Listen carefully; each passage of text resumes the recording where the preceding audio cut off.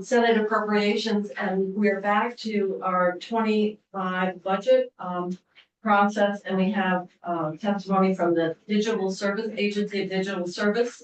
And Denise, if you want to introduce yourself and your staff that's with you, and we will go through some highlights.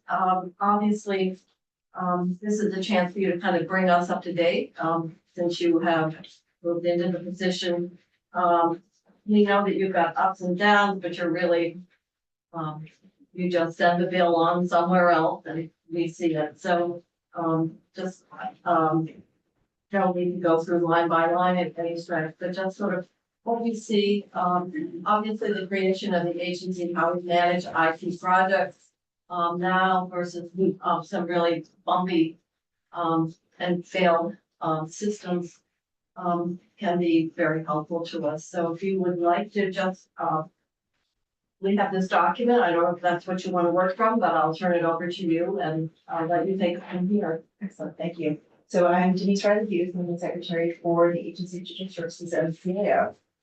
I have been in role since September as the CIO, and prior to that, I came on board in January of last year as a deputy. So I have with you. Oh, and I have with me, I'm so sorry.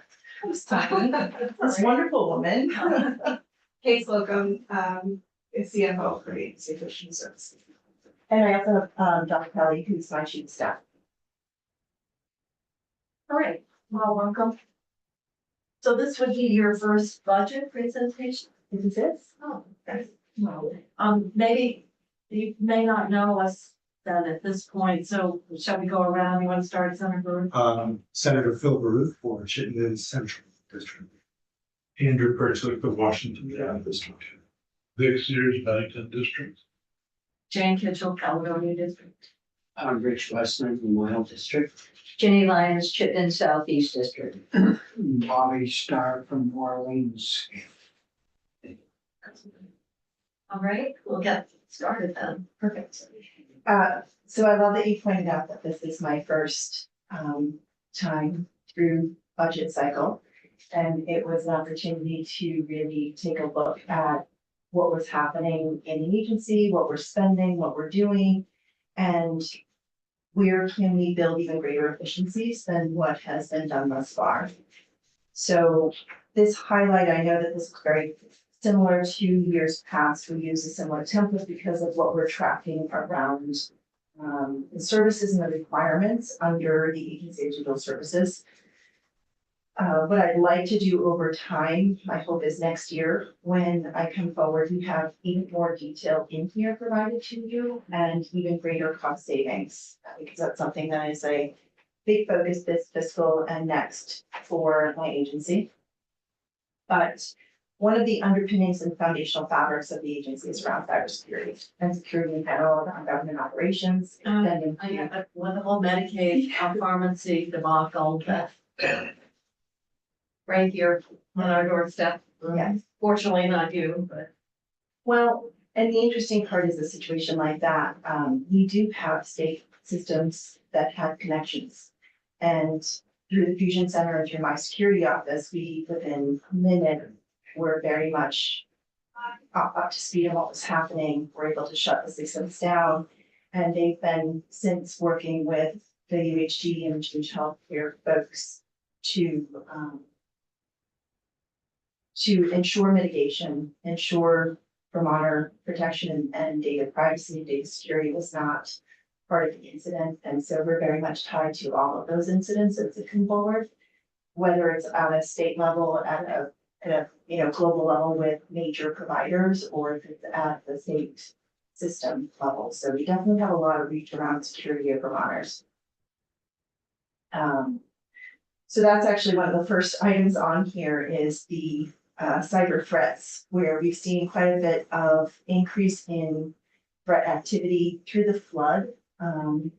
Vermont was placed as a target given we were in the national and global news around the flood. And so that made our team be even more heightenedly aware of what was happening on our network, what what emails were coming in, what data asks were happening, who we were connecting our systems into, who we were giving information to. And so the team takes that level of security in the utmost highest regard and controls. And so we're even building greater standards in that under the agency today. Looking at a couple of highlights, because I know that you don't have 3 hours with me to talk about all the amazing technology things going on. And some that may not be amazing that we could talk through, but I do want to highlight a couple of things, which is the app modernization piece. We track this in years to date. So over the last 6 years, we have modernized 152 applications, and we continue to grow that number at an increased rate. We are reducing our contracting cycle as well. So I know that prior to ADS, the ability to run technology contracts from beginning to end was pretty expensive. And so we have cut that down and built great efficiencies in there. We've also added a lot of standards and increased that over the last year around data privacy and security in preparation for organizations that we do business with that may have artificial intelligence built into their platforms. We want to make sure that we control the enablement and the onboarding of those systems, and they just don't come on by default. We are supporting today just under 1,150 applications. We would like to see that number cut dramatically. That is a high number for 10,000 users and for an organization of our size. So we would like to keep that reduced. And the way to do so is to ensure that the standards that we've established stay applied. And some of this has happened through attrition. So as contracts have expired, we've been able to take advantage of the existing contracts and the existing platforms to move folks into the new systems. I have a question on that. Is, on the security as a percentage of IT staff, that, what is it, do you have a goal that you're shooting for? I don't know, like what's 3.6? Is that a lot, a little, you go try to get to 10% or? It is low. It is very low. We have a goal in the strategic plan to grow that to 10% over the next. We are at 5% over. That was why I was looking to him, because I know that we really grew the number. 5% is extremely low, especially when you consider security team score. Yeah. This isn't something that I've got, a handful of 10 individuals across the state, and they're the only ones responsible. And you take security training, security awareness training, every user in the government does. And so it's something that has to be the cornerstone of everything that we're doing. That number is low industry-wide as far as other state government organizations. But oftentimes it's the user being caught up, I don't know, somehow clicking on an attachment. So it could be just a line worker, who inadvertently is creating problems as well, but that's part of training. Yeah, I think it was training, yes. Is your vacancy, do you have more vacancies in that 11% vacancy, which seems high for? So we have 389 positions, and so that's a point in time capture at 11%. I think we're down just about 10% now. But you're not holding up advertising for recruitment, it's just a matter of the time it's taking to. Yes, yes, and Attracting skilled individuals is, Oh, in this labor market, I'm in sure. this labor market, especially in the IT space, it's a challenge. But we certainly aren't holding on to positions. so if there's any other points in here that you want us to speak to specifically, and if there was one that you wanted to highlight on the finance side. No, so, I mean, obviously, we've been working on the UI modernization. We got an update from the folks at Department of Labor. Two of us are on on transportation, so we, know that DMV is, seems to be, moving well. Statewide ERP, we know that there's some discussion around that and the need to get staff, so we need to do the business plan and that analysis, where you can. So we only funded the back end and not the front end. Just to let you know, those are conversations that we've already had. And trying to avoid the problems of the past. We know we've still got some very old systems after the Department of Labor, which is COBOL still, probably is the access system. But, and that is a system that you think Department of Labor would have a problem if access went down. The impact on hundreds of thousands of Vermonters would be extreme. And I don't know whether software or G, at some point, are they gonna stop supporting? I don't know, the product, it just, It gets a lot more expensive as time goes on. yeah, because that system was developed back in the late seventies and went online in the early eighties. So, Yes. some people, what, you weren't, It's a while, I wasn't born now. you weren't born, The approach that we're taking to that is, we're in the midst of building a risk score model that has three main categories: security, technology, and business. These decisions that you're talking about are not isolated just to a particular platform. They're tied directly to a service that we're providing to Vermonters in some way. So we really need to start digging into that business process side and the service to Vermonters first before we decide that we need this big bang $100 million, $200 million system that's gonna go in place and then not work for the intended users that are supposed to be accessing those services. So we're having those conversations right now. There are some RFPs that are out there looking at taking that more modular approach around how do we impact and benefit Vermonters first, and then walk a technology solution into that intended outcome. And so that is a little bit of a shift that we're taking within the agency now, and that's probably why you're hearing more about business process transformation. And we're also starting to look at what the operating costs within not only ADS, but also the other agencies and departments that are involved, so that we can ensure that we have end success in these projects.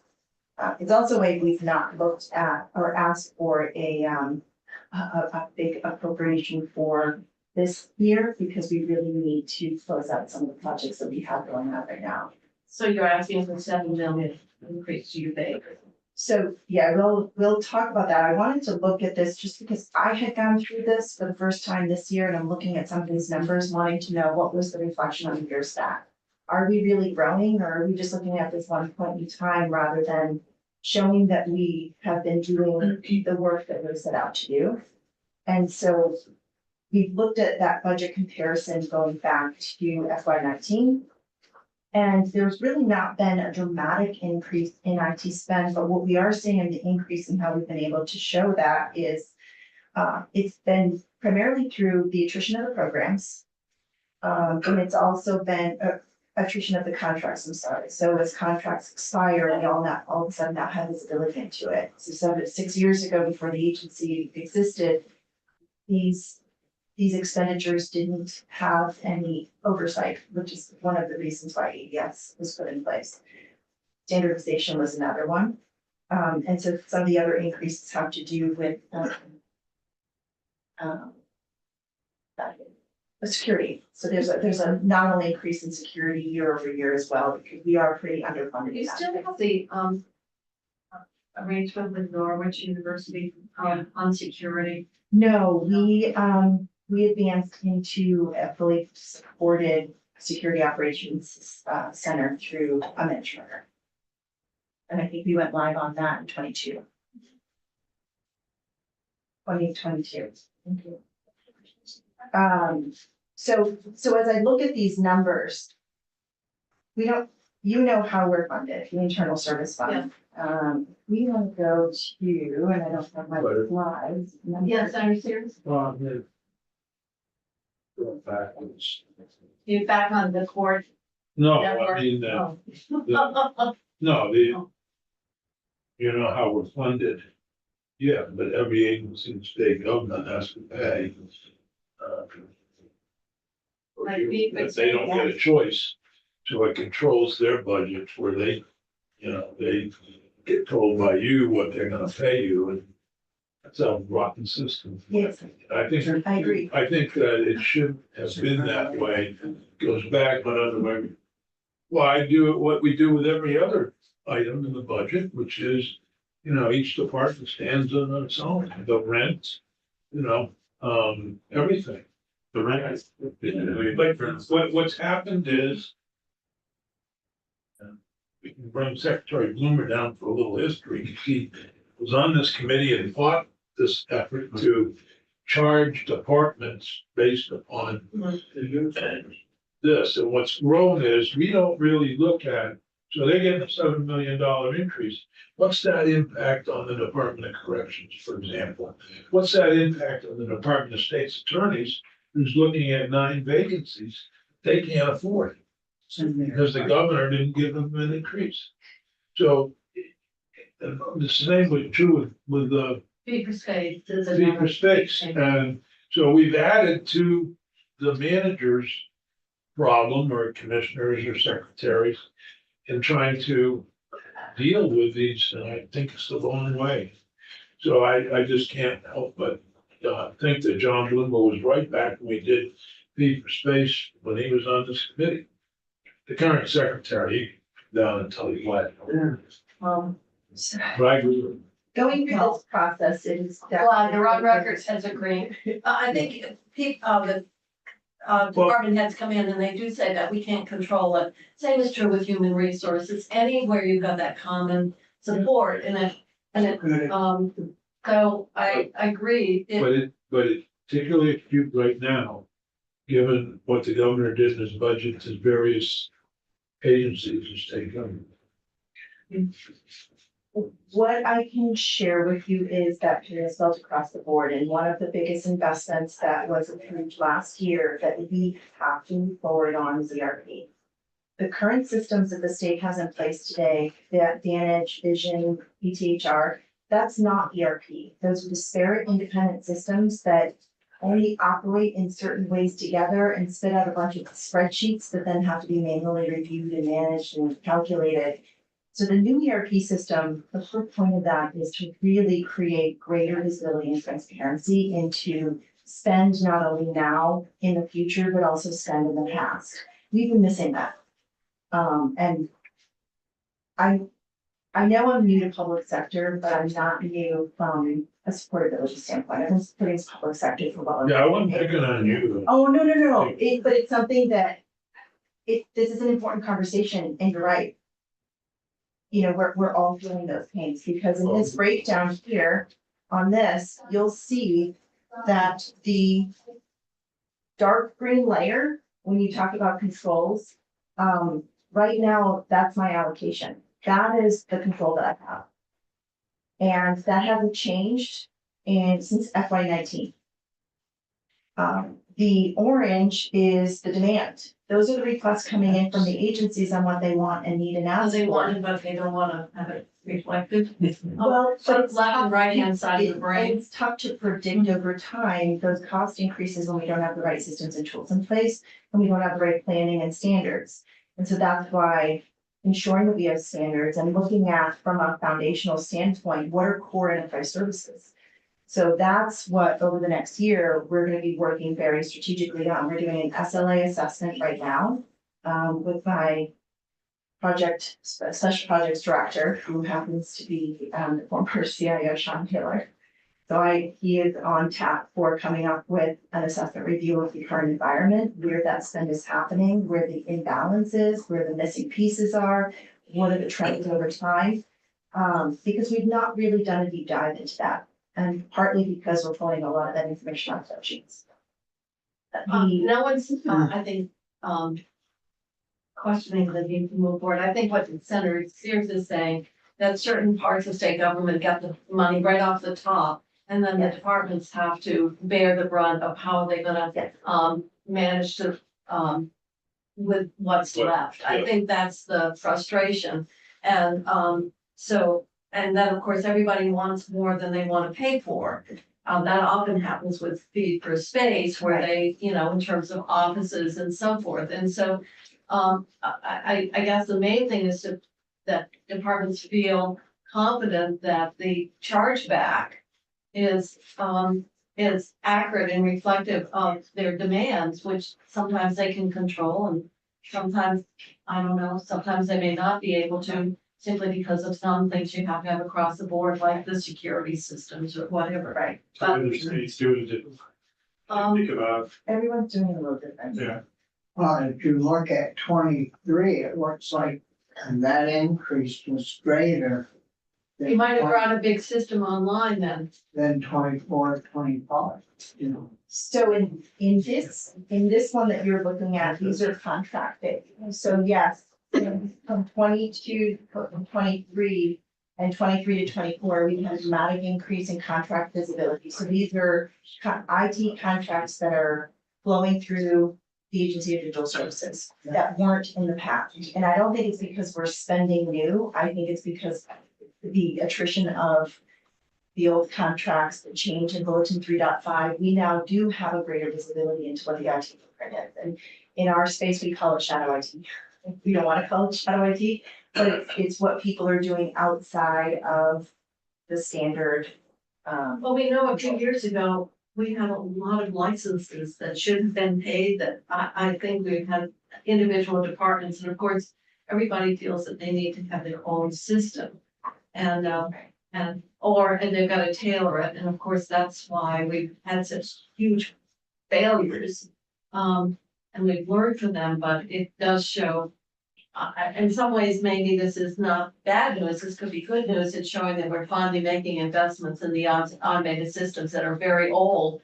And you're at risk when I don't know how many people, are familiar with COBOL at this point.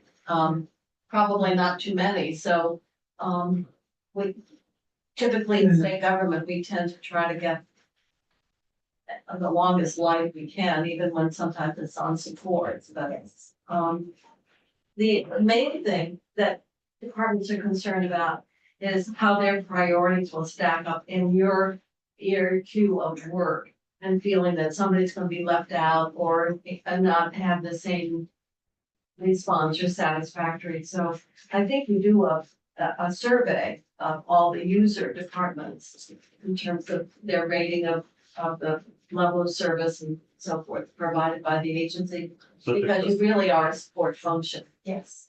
is that your B, customer satisfaction? Yes, That's that is coming from the help desk, so that's directly at the user level. I did another one at the executive level through senior management and appointees. And it was extremely valuable information because we did look at where some of those challenges are, and focusing on that relationship management has been pretty key for our leadership team, direct to the agency. Senator Stark, you have a question? I was just wondering, state workers working from home rather than in the office, does that cost any money? To get them set up? No, at least for our agency, it's not. We do have a work from the office requirement. But we've been able to reduce some of our footprint in offices as well. So we've centralized folks at Waterbury in a particular office, the Dewey Building at National Life, and then my office is across the street. We do have folks that work for my agency who are not Vermont residents, because we've been required to expand our footprint on skill, but we've not seen an increase, have we?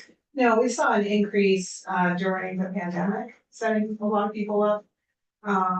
But as it worked out over time, it hasn't been a major spike in setting up home, the home equipment, because most people were able to take their equipment from the office and use them.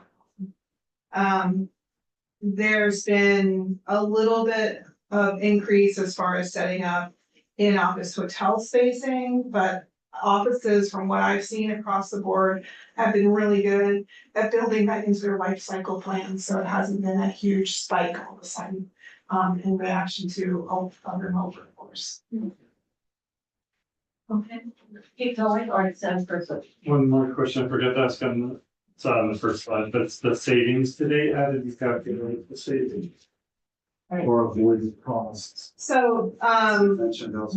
yeah, so that's Hard to something quantify them. that we've been tasked with tracking since the inception of the agency. What we do is, as we shut off an application or we migrate to a new application or maybe turn off the software, we record the financial impact And then the associated agencies that would feel that financial pressure revalidate with their financial team. So some of it's savings, some of it's cost avoidance. Like we were able to, request came forward, we need this type of functionality, and we were able to identify options that were potentially less expensive. Also just having the buying power of a centralized office versus individual offices going out and doing their own buying, we've been able to capitalize on that. So that's kind of an advantage of doing the internal service fund, even though It is, yeah. Sears was mine. All right, keep Probably. going. We probably put it in the He's tired, it's late in the afternoon. Sean? I'm just merely suggesting that we get people from, particularly when John Campbell's in here to present his, he will tell you, I can't get an increase, but I have to give an increase on IT. Yeah, So 'cause maybe we're getting savings because of it. Well, I think you should, you know, I'm just telling you what I said. Yeah, no, I'm just trying to be, you know, sympathetic to my friends. and I do understand it because they're like saying the first dollar is Right, obligated right. and it's dependent, and I have to, and where I can go. And the impact is gonna be, my choices are much more limited. If you're the Yeah. manager, it's difficult. If you're, Well, it may be worth going to the last slide before we jump to the crosswalk, so that, I don't know if the crosswalk is, okay, perfect. I that's don't, the last slide back. So this is looking at, as we look at the bomb. I hope not. Like, we're looking at it as a continuum. look at the red, it's got, oh, they've been looking at the. We're looking at the next one. no, we're The looking at frog. this right here. Frog. Is it a frog? Yes. It is a What is it? So it is what I visualize It's a as universe. our structure within the agency. So Oh, thank you. Sir. it's hard to propose changes to budget structure and funding structure when we don't have an operating structure that is aligned and meeting the needs of our partners in state government and Vermonters. And so we looked at summarizing this into kind of ADS 2.0, where we have outgrown a little bit of our old model and we are moving into our new model, and we've got this operational maturity initiative underway. And we have 5 main service areas that we deliver to state government. Project delivery that you know is EPMO, strategy and innovation. And so when we have emerging technologies like artificial intelligence, and there's a safety concern, a security concern, there's data concern, there's data privacy concerns, we need to make sure that we have folks that are capable, knowledgeable, and focused on that area. Enterprise services is what you would know as shared services, or some of the folks and teams that are assigned within the agencies. So there are agencies that do have direct dedicated staff within APS that support them. And there are some that don't. So I appreciate the haves and have-nots because it's not really a sustainable long-term model. But when we start looking at those core services, we can start delivering that high level of service to everybody without that expended cost. Because our staff count hasn't changed since 2017 when we were created, still at 389 positions. And I expect that we will maintain 389 positions and not need more, because that should be sustainable for an organization of our size and a state of our size. Security and compliance is another division, although you see that they're all connected, and then data and information. So they're all connected because they have to operate together. There are no more silos that exist within my agency. And then the commitment from everybody has to be around finance. So that is predictability, standard, the cost modeling has to be consistent. Our workforce and our workforce development is also important. Hiring folks and keeping them in state government in a technology role, we really need to be feeding their skills and their development so that they can grow with the needs of the state. Governance is also key, and then communication. Because we need to communicate better. I know it isn't a joke, but when I find out about something in Vermont Digger and not because we've communicated first, we have a breakdown that we need to resolve in communication across the board. So that's a big focus area. The three priorities that every one of our efforts have to align to, and then you don't have to align to all three at one, I mean, all five, four. Compare me, I don't know my numbers, and what Tuesday. So user experience is key. We have to start talking about the human side of technology. Technology does not drive business decisions, the business drives technology. And so we need to flip our conversation a little bit, for the future. Because if we are not building and solutioning based on what those outcomes are for Vermonters, then we've probably chosen the wrong thing. The other piece is enhanced standards. So we have some baseline security standards, we have some baseline technology standards, but they're not adopted across the board. And so in order for us to keep those costs reduced or reduce them even more, we need to all be operating on those same standards within the agency. And that's going to deliver better experience for our partners, the departments and the agencies and their budgets and their needs and their services. But then also the Vermonter. It's amazing that they would need to have a degree in government to know who they're supposed to be engaging with when they go on the website and see 168 pages and which one do they go to. So That's when they call their local legislator, how to navigate. yeah, we're gonna work to fix that.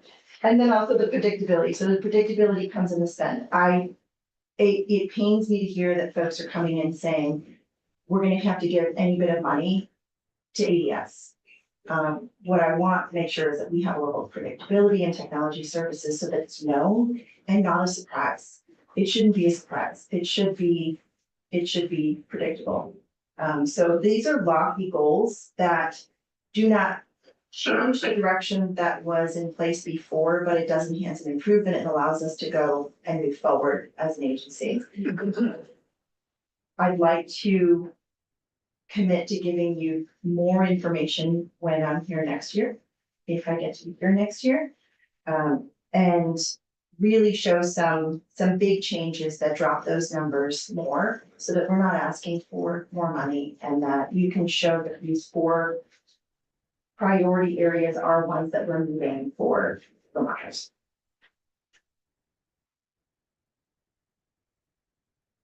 Jennifer, Yeah, so, on your employees, you said you had 300. 389. a lot of those got moved from departments though, when the agency got created, so they weren't new, they were, moved, if I remember correctly. Correct, we have no new positions. But you have a 10% vacancy, so you actually have 351 workers. Yeah. No, yeah. And so are you using that extra 38 people, that money that would have paid them, was you using that to kind of run the agency? You're talking about vacancy, There's a nominal amount of vacancy savings, but I would say 95% of those positions are in a hiring stage right now. So they're all being recruited for and there's interviews. So we've been anywhere from 10%, 11% to 6%. And so we do have a bit of attrition that regularly happens. So you're not using vacancy savings to operate, Right, so vacancy savings in an internal service fund is actually not a good thing. It actually drives our deficit. For every dollar that we have to expend, we'll say, I'll use space as an example. We have fee for space bill that I have to pay regardless if I have all my positions filled. If I have all my positions filled, I can bill out 75% of individuals because they are on a billing recovery model. If that position isn't filled, I still have to pay for the space bill and I can't recover it. So vacancy savings is not actually real for our agency. It's not real in the same sense as it is for a department like EVA or corrections or, that receive direct appropriations. It actually is a challenge that we have to balance within our budget. yeah, did you bill out for your services? Exactly, yeah. So if you're down 20 or 30 people, you're billing that much. The only space the vacancy savings actually helps us, truly helps us, is if we have a savings in our BCGI team, and that's not something that we want to see, because then we can't provide that data to the public. Well, oftentimes, well, first of all, 5% vacancy is just common turnover, people leave, retire, et cetera. But if you get above that, then you got the problem, we have the corrections or state police, and then you're paying, but you're paying overtime, so you don't have vacancy savings. You don't have any net savings because in fact you're having costs in a very different way, so.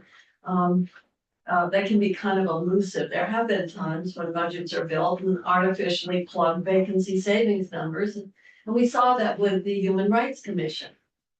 25,000, which seems small, but in a small commission with 7, I think, positions, none of them expected to be vacant, that it basically is a creates a hole in the budget. So, but I don't think because of your setup, that's the same. Other questions of the secretary and staff? What do you see as the biggest challenge then? Modernizing some of these it's just a huge cost. Staggering cost to replace these old systems. These legacy systems that have been, and they've been workhorses. They've been workhorses for 40 years. I mean, they don't owe the state anything. No, they don't. Yeah. We did get our return on investment with this. The biggest challenge is ensuring that we've really captured the requirements of service to Vermonters before we solution it with technology. And that is a joint effort with our partners, the agencies and IT.